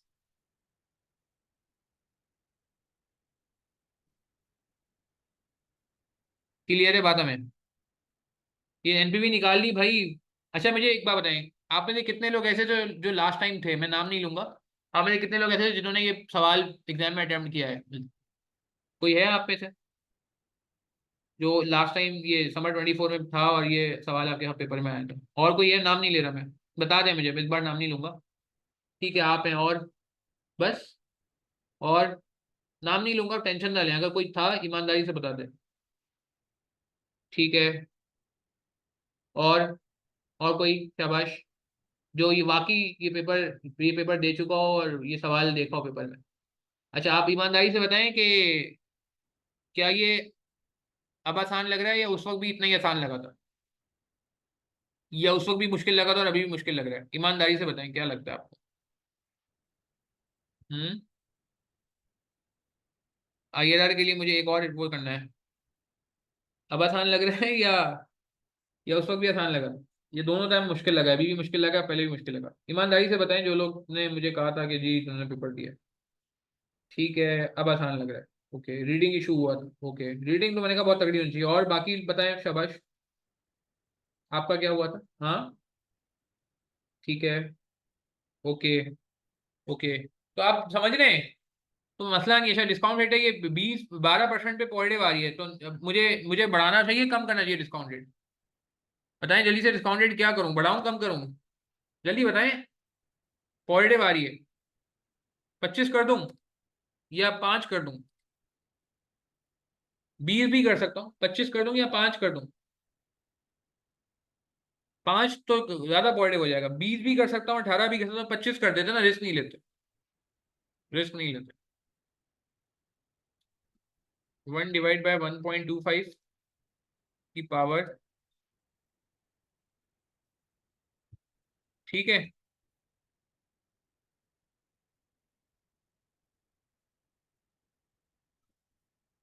वो थोड़ा नीचे ले जाते हैं वर्किंग कैपिटल वाले को। जी ठीक है। तो जरा बताएं, जरा प्रेजेंट वैल्यू क्या आ जाएगी? अच्छा, अभी कैश फ्लो से मल्टीप्लाई करना ना, कैश फ्लो से मल्टीप्लाई करना।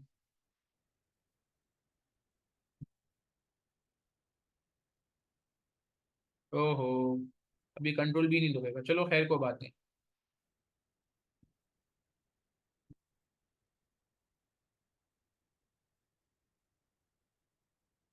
25% पे क्या आ रही है?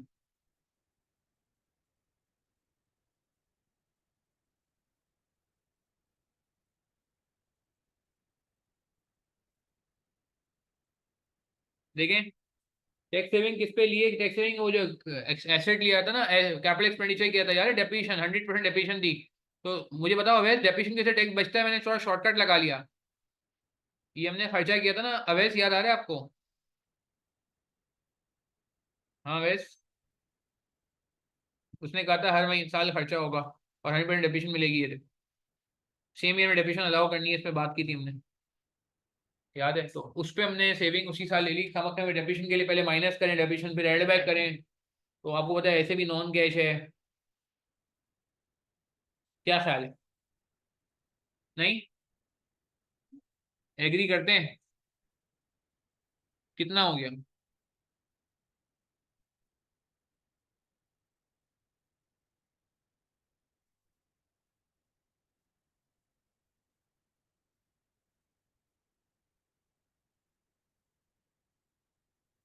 ठीक है जी, बात समझ आ रही है।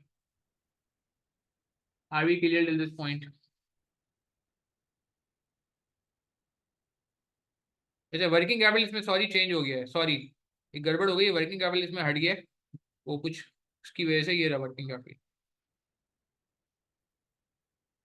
माइनस में शो करना चाहिए। सॉरी, हाँ ये वर्किंग कैपिटल अब अभी सही है, हाँ। प्लीज ये लिंकिंग, हाँ ये ख्याल करना पड़ेगा। देखो असल में कट पेस्ट किया था जगह बनाने के लिए, याद है? वर्किंग, ये इस वर्किंग को नीचे ले गया था तो कुछ चीजें हिल गई, नहीं अभी सही हो गया। तो अब आई निकाल लो मेरे ख्याल से। अच्छा, ये वर्किंग कॉपी पेस्ट करनी है ऊपर पहले, इसको मैं आपको करवाता हूँ। पहले इसकी वर्किंग कैपिटल की हालत सही करते हैं।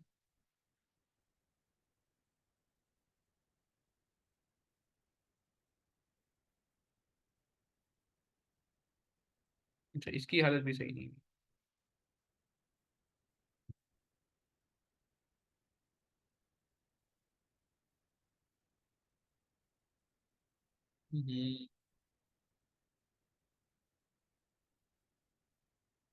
झाड़ू भी नहीं फिर रही है, क्या चक्कर है? फिर गई, फिर गई भी, फिर गई।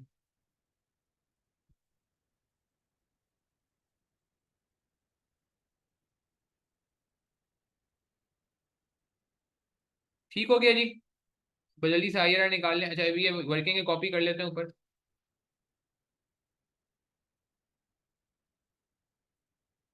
ये वर्किंग हमें कॉपी करने की जरूरत है ऊपर।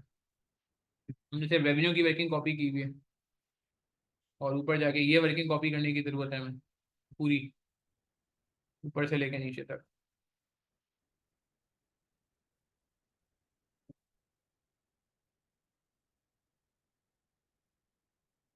जब आयरा निकाल लेते हैं, हमारा आयरा निकल आएगा। आयरा का फॉर्मूला डाल दें।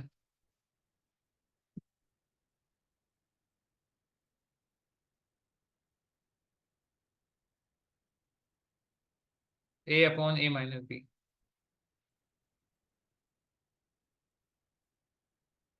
आयरा निकाल लेते हैं डायरेक्ट। ये कैलकुलेटर से निकालना चाहें, कैलकुलेटर से निकाल लें। एक्स वो होता है पॉजिटिव रेट, पॉजिटिव रेट 12% है, प्लस डिफरेंस इन रेट 13% है। ए पॉजिटिव एनपीवी 44535, और अपॉन कर लेते हैं तो ये आई आर आ जाए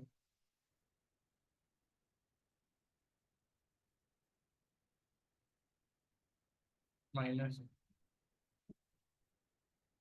49048। चलें जी, बताएं क्या आ रहा है यार,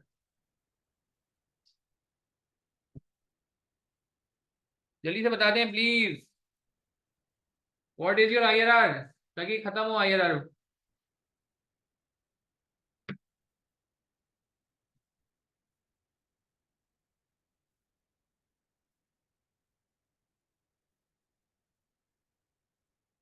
18.19। मेरा तो 18.19 आ रहा है, यही रेट लिए आपने? हम्म, यही रेट लिए? 18.19। कोई मसला नहीं, एग्जामिनर से डिफरेंट आ सकते हैं, क्योंकि हमने रेट बहुत बड़ा ले लिया था 25। मैं रिस्क लेना नहीं चाहता था, इसलिए मैंने बड़ा रेट ले लिया। आप चाहो तो पेपर में इतना बड़ा रेट ना लो ना। ठीक है जी, ये बात समझ आई, इसको हम कॉपी कर लेते हैं जरा, उस एरिया में, सिक्योर्ड एरिया में। हमने कहाँ तक, यहाँ तक किया था ना कॉपी।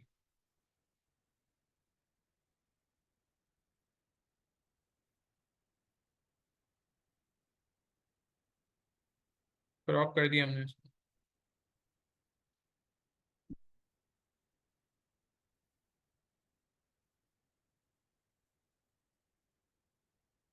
अनवांटेड एरिया में हटा रहे हैं इसमें से सारा।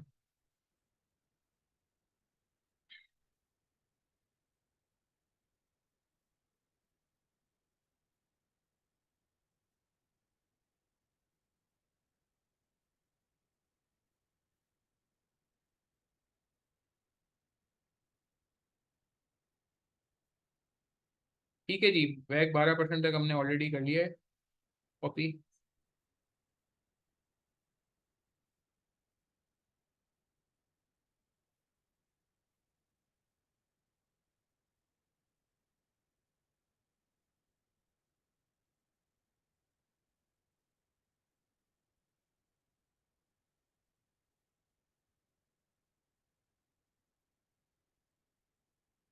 और नीचे नहीं हो पाया।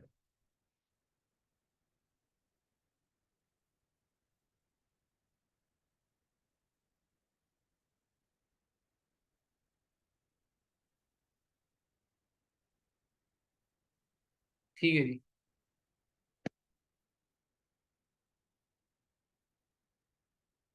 एक minute.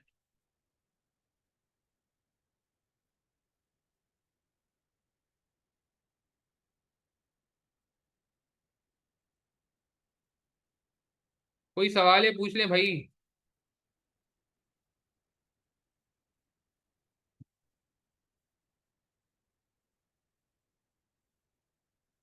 Are we clear till this point?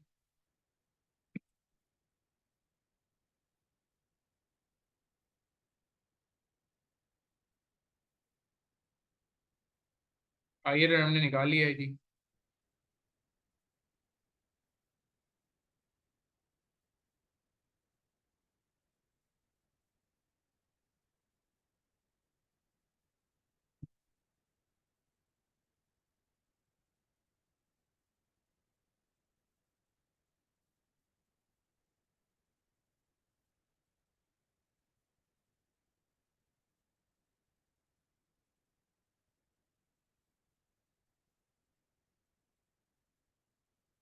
A part हमने आईआरआर वाला निपटा दिया।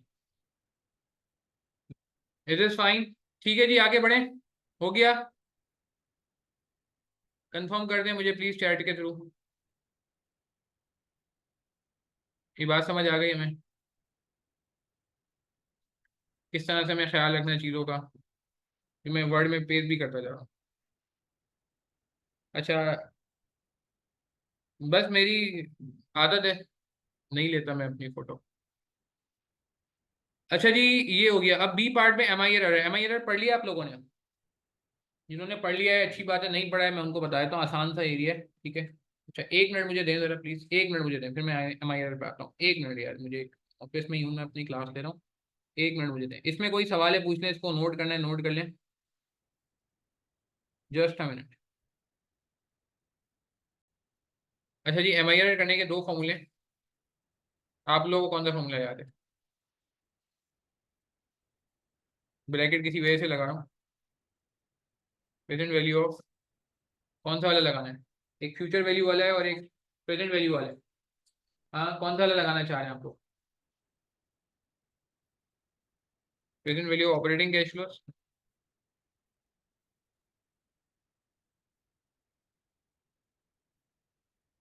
डिवाइड बाय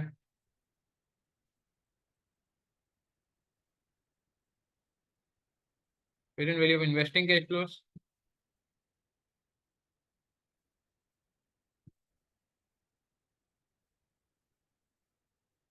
और इसकी पावर लगेगी 1/5 -1 इंटू, ये थोड़ा मसला है कि इसमें फॉर्मूले लिखने में प्रॉब्लम होगी।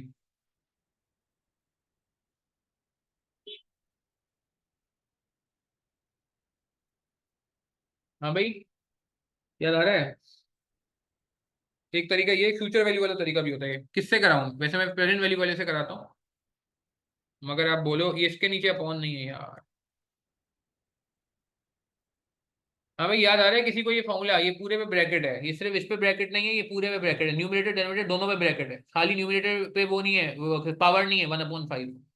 1/5 ये जो है ना, पावर 1/5 ये इसमें नहीं है, ये दोनों पे है। तो हमारे पास कैश फ्लोज तो है ना सारे, ऑपरेटिंग कैश फ्लोज ये रहे। अच्छा, इन्वेस्टिंग कैश फ्लोज कौन से हैं? ये सारे इन्वेस्टिंग कैश फ्लोज हैं, इनकी प्रेजेंट वैल्यू ये रही। देखें, ट्राई करें।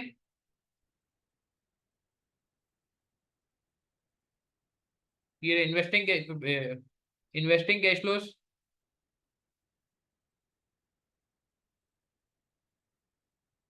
प्लीज ये देखिएगा यार, ये एम आई एरर इंपॉर्टेंट है, लेकिन आना चाहिए। अभी थ्योरी पे बात नहीं कर रहे, पहले इसको कैलकुलेशन। ईयर 0, 1 एंड 2, क्योंकि अभी तक तो ऑपरेशन शुरू ही नहीं हुआ है ना, इन्वेस्टमेंट ही चली है। ऑपरेशन कहाँ से शुरू हुए थे याद करें? ऑपरेशन कहाँ से शुरू हुए थे याद करें? 8345 ना, 8345 से ऑपरेशन चला है ना भाई। तो निकाल लें इसकी प्रेजेंट वैल्यू।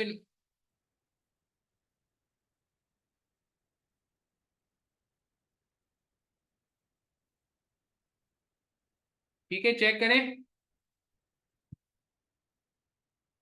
ये तीसरा क्या है? सम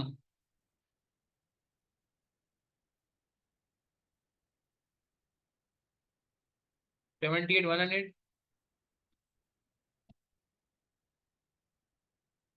71,000,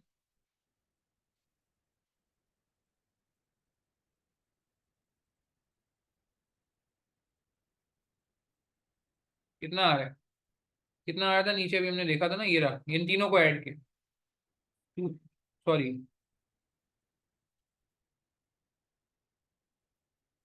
पेरेंट वैल्यू को ऐड करना है। 261,326, ये मिलियन में है।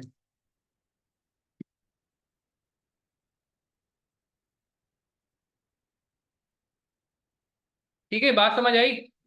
प्लीज देखें।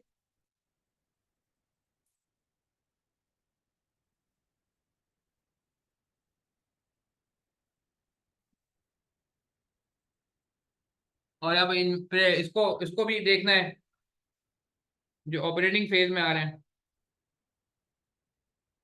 ऑपरेटिंग फेज में ये बाकी सारे आ जाएंगे ना अगले सालों के। वर्किंग कैपिटल भी ऑपरेशन चलाने के लिए चाहिए ना भाई, पहले वर्किंग कैपिटल इन्वेस्टमेंट होता है, याद करें। पहले वर्किंग कैपिटल इन्वेस्टमेंट होता है, याद करें। हाँ भाई,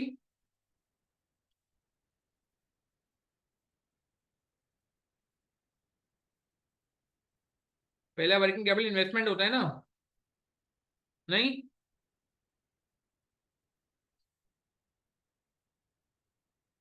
याद आ रही है बात किसी को? ठीक है ना? मगर आगे का वर्किंग कैपिटल तो ऑपरेशन होगा ना। आगे का वर्किंग कैपिटल तो ऑपरेशन चलाने के लिए है ना भाई। सेल आ रही है, अगले सालों की सेल आ रही है, उस पर डिपेंडेंट है। पहले वाला तो जेब से लगता था, एग्जाम्पल भी दी थी आप लोगों को मैंने। खैर, present value of investment cash flow हो गया, present value of operating cash flow देख लें। ये फॉर्मूला देखें, ये सॉफ्टवेयर कैसे यूज करना है, ये मैं बड़ा स्मार्टली बता रहा हूँ। बहुत स्मार्टली सॉफ्टवेयर यूज करना बता रहा हूँ।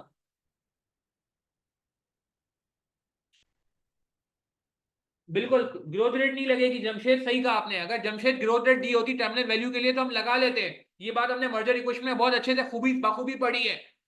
फिर वो फॉर्मूला लगता है free cash flow into 1 + g upon वैक माइनस जी, याद करो। जमशेद इसमें ग्रोथ नहीं थी, सिंपल कर दिया काम। इसने सिंपल बोला मल्टीप्लाई कर दो, वरना फिर वो एक लंबा फॉर्मूला होता है जो डिविडेंड ग्रोथ मॉडल से इंस्पायर होता था। याद करो, free cash flow into 1 + g upon वैक माइनस जी। मगर यहाँ ऐसा कुछ भी नहीं करना चंदा, यहाँ पे तो इसने स्ट्रेट प्लेट में रख के दे दिया अपने को। अच्छा, ऑपरेटिंग कैश फ्लो की पीरियड वैल्यू किधर है भाई? ऑपरेटिंग कैश फ्लो की पीरियड वैल्यू ये रही भाई, 305861। चलो नमाज का भी टाइम हो रहा है, इसको मुझे जल्दी से खत्म करना है। थ्योरी वाला पार्ट इसके बाद देख लेंगे बाद में। 781296 ये 80 की जगह 345 अदान हो गई है, and I think we should end this, and ये हो जाएगा एंड, इतना मसला नहीं है। ये एक फ्यूचर वैल्यू वाला फॉर्मूला भी होता है जो आई कैप ने फॉलो किया, गलत नहीं है कि आप ये ऑपरेटिंग के कैश फ्लो को फ्यूचर वैल्यू पे ले जाओ। एक ही है मैथमेटिकली, एक ही चीज है यार, वो कोई अलग चीज नहीं है। मैथमेटिकली प्रेजेंटेशन का फर्क होता है, तो आप टेंशन ना लो, क्योंकि मैं ज्यादा पेरेंट वैल्यू पे फोकस कर रहा होता हूँ, तो मैंने इसीलिए पेरेंट वैल्यू वाला बता दिया। बट कोई मसला नहीं है, हो सकता है मैं ही आपको किसी सवाल में फ्यूचर वैल्यू भी करा दूंगा आगे जाके, या पीछे किसी सवाल में, तो टेंशन नहीं लीजिएगा। कितना आ रहा है ये ऐड किया तो 305861, नीचे नहीं जा रहा, ये देखो 305861। तो मैं टेक्नोलॉजी का सहारा ले रहा हूँ, 305861। ठीक है जी, अब ये फॉर्मूला पुट कर लेते हैं जल्दी से, फॉर्मूला पुट कर लेते हैं और बस।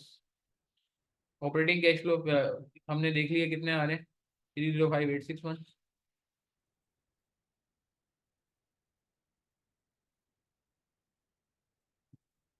इन्वेस्टमेंट कैश फ्लो हमारे पास कितने आ रहे हैं, ये ऊपर निकाले 261226। आई कैप ने डिफरेंट तरीके से किया, मगर आंसर सेम आएगा हमारा आई कैप से, टेंशन नहीं लीजिएगा। इंटू 1 + वैक। चलिए देखें क्या आ रहा है भाई। अभी कैसर, परेशान नहीं होना, आगे आ जाएगा। ये उसमें आखिर के टॉपिक में जिन्होंने पढ़ लिया है तो उनको तो मसला ही नहीं है। 15.57 आ रहा था मेरा, 15.5726, 15.57 कर लेते हैं।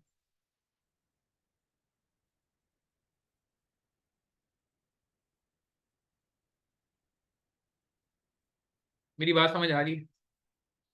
इसको भी जरा हम प्रिंट स्क्रीन करके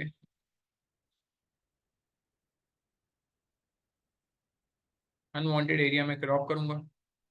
ये फॉर्मूले का गेम है, लॉजिक मैंने पूरी एक्सप्लेन कर दी है जब मैं एमआईआर पढ़ाऊंगा, जो कि ऑलरेडी पढ़ा चुका हूँ वैसे तो मैं, बट कोई अगर ऐसा हो सकता है कि अभी जब हम ये सवाल सॉल्व करें उस वक्त आपने नहीं पढ़ा हो ये, मगर पोर्टल पे ये पूरा मिल जाएगा। ठीक है जी, बात समझ आई।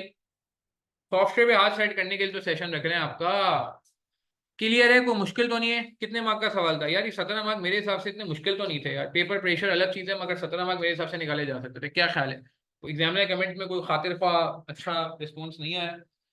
क्लियर है बात हमें भाई? बात समझ आ रही है?